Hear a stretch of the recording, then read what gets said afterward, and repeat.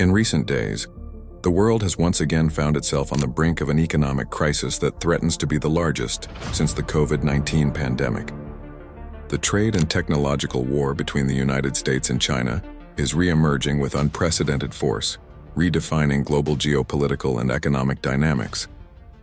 This conflict, which many analysts are already calling a new economic Cold War, is not just a commercial dispute, but a complex web of technological, strategic, and ideological rivalries that will shape the 21st century. Donald Trump, in a strong statement, declared that America will no longer sponsor Chinese expansion and signed an executive order introducing 100% tariffs on Chinese goods starting November 1st.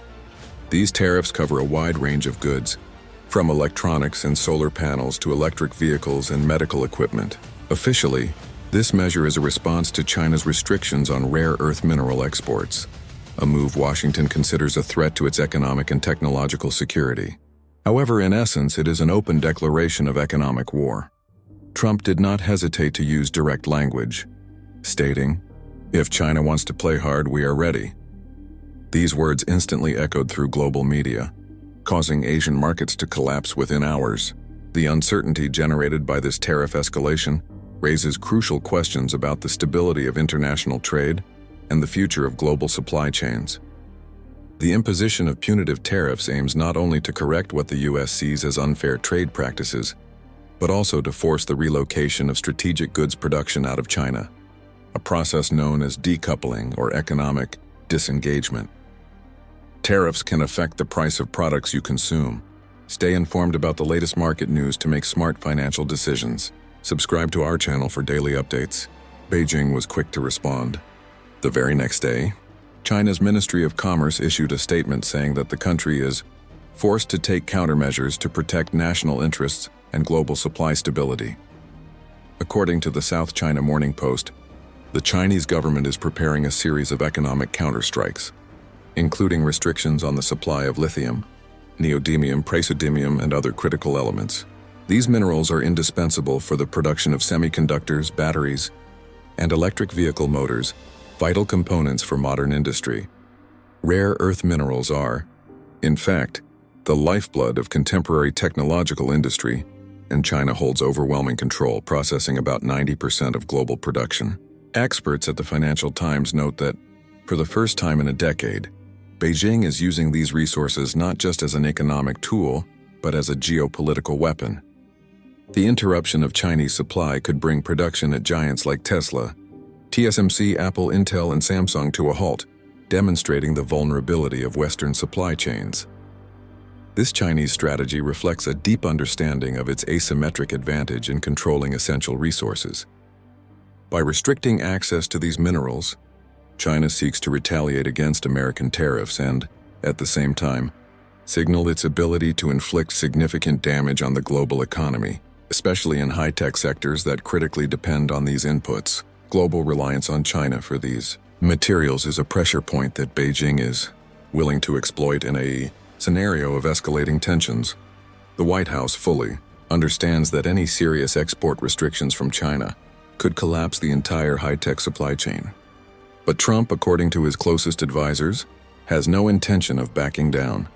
He is convinced that this is America's best chance to seize technological leadership from Beijing, once and for all. This stance reflects a belief that U.S. innovation and economic resilience can overcome current dependence. An analytical report by Bloomberg Economics revealed that the United States is already preparing a package of financial incentives for companies that relocate their production from China to countries like India, Vietnam, or Mexico. In other words, the White House is trying to reformat the global industrial map, seeking to diversify supply chains and reduce reliance on a single country. In Congress, this initiative is called a new strategy of economic encirclement of China, aiming to economically isolate the Asian giant and mitigate its influence. This strategy of friendshoring or ally-shoring, moving production to allied or friendly countries, is an attempt to build safer and more resilient supply chains, even if it means higher costs in the short term. The long-term goal is to ensure national security and technological autonomy, especially in critical sectors such as semiconductors and renewable energy. Relocating factories. and creating new production infrastructures are long-term projects that require massive investments and international coordination. Changes in global supply chains create new opportunities and challenges. Deepen your knowledge of the global economy and stay ahead. Beijing, in turn, views this American strategy as an attempt to undermine its internal stability and economic development. According to data published by Nikkei Asia, Chinese government-linked think tanks have already presented Xi Jinping with three main response scenarios, each with profound implications for the global order. Financial scenario: the gradual sale of U.S. Treasury bonds. China holds over $770 billion in U.S. debt securities, and a large-scale sale could destabilize U.S. financial markets, increasing borrowing costs and potentially triggering a crisis of confidence. However, this is a financial nuclear weapon that could also harm China itself, devaluing its reserves and affecting its exports. Technological scenario: restrictions on the export of essential components for American military companies and space programs.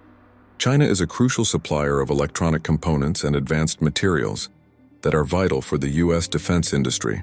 A technological embargo could delay the development of weapon systems and compromise American national security, exposing U.S. dependence in critical areas. Strategic military scenario: strengthening military presence in the South China Sea and conducting demonstrative exercises near Taiwan and Guam. This would be an escalation of tensions in the Indo-Pacific region, aiming to assert Chinese sovereignty over disputed territories and deter any external intervention. The militarization of the South China Sea and military maneuvers near Taiwan are moves that Washington considers provocative and destabilizing. In Washington, such plans are seen as an economic blitzkrieg. A Rand Corporation report directly states that China is ready, for the first time, to use economic, military, and diplomatic tools simultaneously to change the global balance of power. The Pentagon, in response, is intensifying intelligence operations and deploying additional ships to the Sea of Japan, signaling a readiness to contain any Chinese aggression. Meanwhile, according to the Wall Street Journal, anxiety is growing within the U.S. government over the country's dependence on Chinese minerals. The publication refers to a leak from the Department of Energy, which admits that U.S. reserves of rare earth metals would last no more than 7 months for the semiconductor industry. If China decides to cut off supplies, the American technological base could simply shut down, highlighting a critical strategic vulnerability. However, China acts cautiously. Beijing does not want to openly provoke panic in global markets, as its own economy is heavily dependent on exports. A total disruption of trade could have a boomerang effect, harming China itself. Nevertheless, the mood within Beijing is hardening. According to anonymous Reuters sources, Xi Jinping held a closed meeting where he stated, "If they try to strangle us with the economy, we must show that we can strangle them with technology." These words, insiders say, were met with approval among military and party elites, indicating a determination to use technology as a tool for retaliation. Technology is the new battlefield. Don't fall behind. Follow our channels for exclusive analyses of technological trends and their geopolitical implications. The U.S. administration responded by announcing the launch of the National Program for Technological Independence, an investment of over $400 billion. The program includes the construction of new chip manufacturing plants in Arizona and Ohio, the extraction of rare metals in Nevada, and the creation of a strategic lithium reserve. These initiatives aim to reduce U.S. dependence on foreign suppliers and strengthen its domestic industrial base.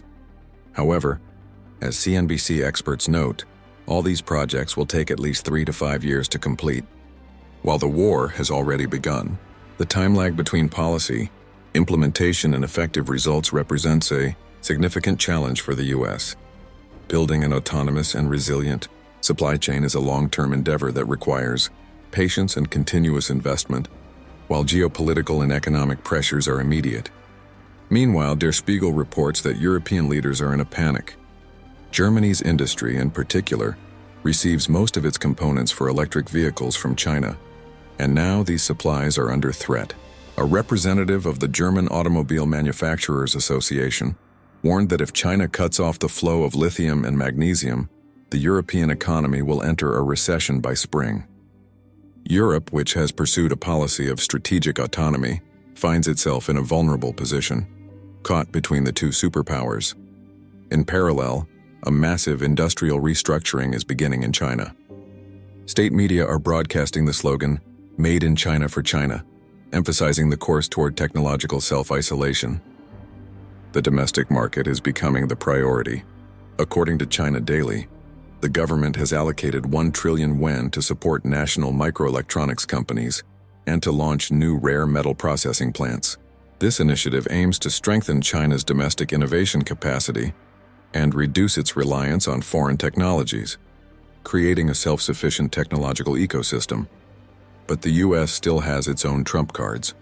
Trump is considering a total ban on the export to China of any dual-use technologies, including artificial intelligence, quantum processors, and military simulation systems. According to Politico, a special task force has already been created in the White House to assess the possibility of a technological embargo. This would be a measure with an impact comparable to the oil crisis of the 1970s, potentially paralyzing Chinese technological advancement in critical areas. A total technological embargo would represent an unprecedented escalation in the technological war, with unpredictable consequences for both sides. While it could slow Chinese development, it could also accelerate China's efforts to develop its own technologies and create alternatives, leading to an even greater bifurcation of global technological ecosystems. The decision to implement such an embargo would be a watershed moment, with far-reaching implications for global innovation and scientific cooperation. Against this backdrop of rising tensions, analysts are increasingly warning about the risk of a new Cold World, a division of the planet into two distinct economic blocs. One would form around the United States, the other around China. Each would try to build its own ecosystem of technology, currency, and logistics, resulting in global economic fragmentation. The Economist writes that if this trade war continues for at least a year, globalization as we know it will cease to exist. Multinational corporations are already creating dual supply chains, one for the US and one for China. This increases production costs, reduces efficiency, and leads to total economic fragmentation. The key question is who can hold out longer. China's economy is already slowing, but the US is not in great shape either. In an interview with Fox Business, former US Treasury Secretary Lawrence Summers said that, "We have started a war in which there will be no winners. There will only be losers." This economic fragmentation is not limited to the trade of goods and services, but extends to internet governance, technological standards, and even regulatory norms. The vision of an internet splinternet or technological blocks is a growing concern, where different regions operate under different rules and technologies, hindering interoperability and global cooperation. Companies would be forced to choose sides, or to operate with complex dual-track strategies, increasing complexity and operational costs. The rivalry between the US and China transcends the economic and technological spheres, deeply entering the geopolitical field. The pursuit of spheres of influence and the redefinition of alliances are central elements of this new Cold War. China, by strengthening ties with nations like Russia, Saudi Arabia, and the BRICS members, Brazil, Russia, India, China, and South Africa, seeks to build a multipolar order that challenges the unipolar hegemony of the United States, established after the end of the Cold War. The Belt and Road Initiative, BRI, for example, is a mega infrastructure project that aims to connect China with Asia, Europe, and Africa, creating new trade routes and strengthening Chinese influence in various regions. This project is seen by many as a tool to expand China's economic and geopolitical power, creating a network of dependencies and partnerships that can redefine the world map. Furthermore, the increasing use of the yuan and the ruble in international oil and gas transactions, bypassing the US dollar, represents a direct challenge to the petrodollar system and the dollar's position as the global reserve currency. This de-dollarization, although still in its early stages, could have profound implications for US monetary policy and global financial stability. The ability to bypass the dollar offers countries greater autonomy in their international transactions, reducing the influence of American sanctions and creating a more diversified financial system. Changes in the world order affect everyone, understand complex international relations and their impacts. Paradoxically, despite all this tension and rivalry, economic interdependence between the United States and China persists. Goods continue to flow, contracts are signed, and markets, in their daily routine, continue to operate. This cold peace or competitive coexistence is a testament to the complexity of bilateral relations. Both countries are deeply intertwined in terms of trade, investment, and supply chains, which makes a total rupture extremely costly for both. However, beneath this visible normality lies growing distrust and a chill in the air that has not been felt since the darkest days of the Cold War. The fundamental difference is that, in the original Cold War, the blocs were ideologically opposed and economically separated. Today, the rivalry is between two powers that are, at the same time, competitors and trading partners. This dynamic creates a scenario of uncertainty and volatility, where any spark can quickly escalate into a larger conflict. This new era is characterized by an intricate web where geopolitics, technology, and resources are woven into a single knot that can no longer be untied peacefully. The complexity of interconnections means that decisions made in one domain, e.g., trade tariffs, have repercussions in others, e.g., national security or regional stability. Managing this relationship will require extremely careful diplomacy and a deep understanding of each side's motivations and vulnerabilities. The future of this rivalry is uncertain and can follow several paths. Some possible scenarios include continued escalation, deepening trade and technological tensions, leading to greater economic fragmentation and an increased risk of regional military conflicts. Stable competitive coexistence, a more pragmatic management of the rivalry, where both sides accept competition but avoid full escalation, maintaining open communication channels and seeking areas of limited cooperation. Partial reconciliation, a decrease in tensions, perhaps driven by internal political changes or a global crisis that requires cooperation. However, it is unlikely that interdependence will return to pre-trade war levels. Regardless of the path, the challenges are immense. For the United States, the challenge is to maintain its technological and economic leadership while restructuring its supply chains and strengthening its alliances. For China, the challenge is to sustain its economic growth and global ascent in the face of external pressure, while pursuing technological self-sufficiency. For the rest of the world, the challenge is to navigate this rivalry, protecting its own interests and avoiding being forced to choose a side. Multinational corporations, in particular, will face the difficult task of managing dual supply chains, optimizing production in a fragmented environment, and adapting to different regulatory and technological regimes. Innovation will continue to be a crucial driver, but the ability to innovate and commercialize technologies will be increasingly influenced by geopolitical considerations. In a constantly changing world, information is power. Follow our analyses and prepare for the challenges and opportunities that will arise. Subscribe on our channel for more exclusive content.